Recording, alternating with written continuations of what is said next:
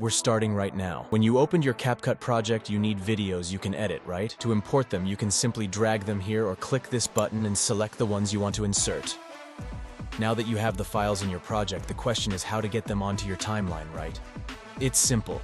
Just drag them down or click this little plus to have them automatically added to your timeline.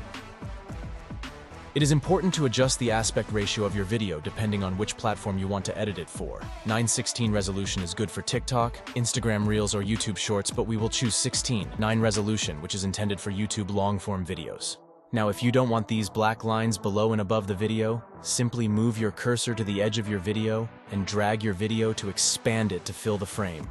Also on the right side, when you select it in video, you have options like scale.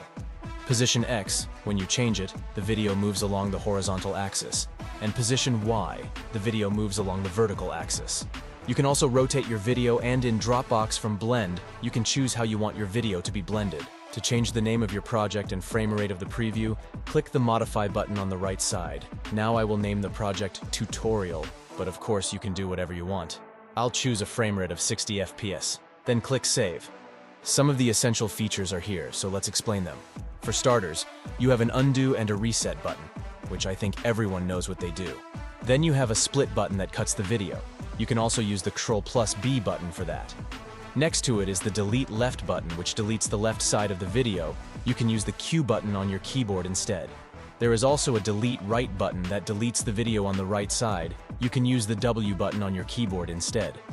Then there is also the delete button, which I assume everyone knows what it is for. You can easily add a marker using this button, or you can just click the M button on the keyboard. This is the mirror button, and next to it are the rotate and resize buttons. Now we're going to add the audio also in the same way as the video. We're going to cut it using the method I showed you a little bit earlier by clicking Q then W. Then on the right side we will adjust the volume and fade in as well as fade out. In order to adjust the video, we will select it, and on the right side we will click the adjustment section. There we can set things like saturation, brightness, highlights, vignette, etc. In order to show you the transitions, we will add another video and resize it. Now click on the transitions section on the left and choose which one you would like to use. Then just drag it between your two videos. We will add a sound effect to our transition by selecting the audio section, in which, as you can see, there are subsections. Musics, where you can select the music you want to insert into the video. Sound effects. Here you can select sound effects, which we will do later. Copyright check. You can check if your video contains copyrighted elements. Extract audio. Here you can add some of your own audio from your computer. TikTok sounds. If you are logged into your TikTok, you can choose the sound from it that you want to use here. Brand musics.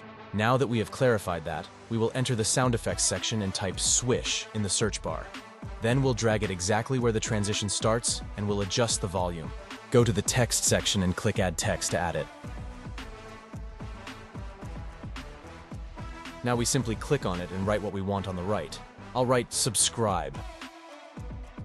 Now below that we can choose the font. For example, we will choose Montserrat. Below that we choose whether we want the text to be bold or, for example, italic.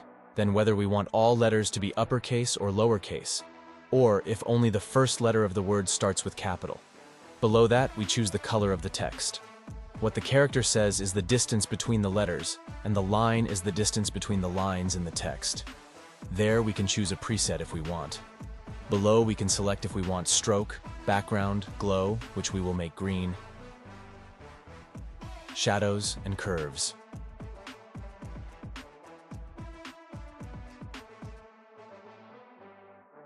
In the bubble section, of course, we can add a bubble of our choice, but we will not do that now.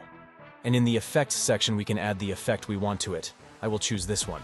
In the animation section, we can add animations for in, for example this one, for out, for example this one, and as a combo, for example this one. If you want to put a combo animation on the text, I would recommend you not to put animation for in, or to make sure that it fits nicely. There are also tracking and text-to-speech options, which we will not cover in this video.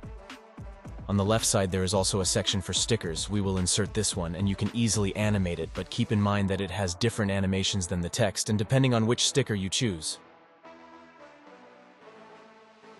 There is also an effects section where we can add any effect we want by just dragging it onto our video. For example, we will add a blur effect, and on the right side we can choose its strength.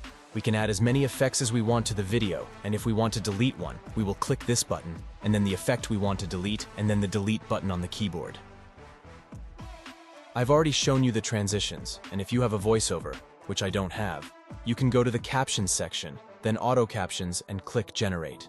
In the Templates section, you can choose a template of your choice for captions. There's also an Auto Lyrics option. And in the Filters section, we can select and add the filter we want. It is also added by dragging it to the video as well as effects. In the Adjustment option, we can select an additional adjustment and add it to the part of the video where we want it. And on the right side, we adjust settings like saturation, clarity, etc. Here you can choose whether you want to mute the track, lock it so you don't accidentally move or delete something, or hide it from being seen in the video. We can animate video in the same way as text, only the animations are slightly different. This is how it looks with the animations I added to it. In the right corner, when we mark the video, we can select the mask section in order to add a mask to it. For example, I will add this one. Below, we can adjust feather. Finally, of course, we want to export our video. We will do that by clicking the Export button.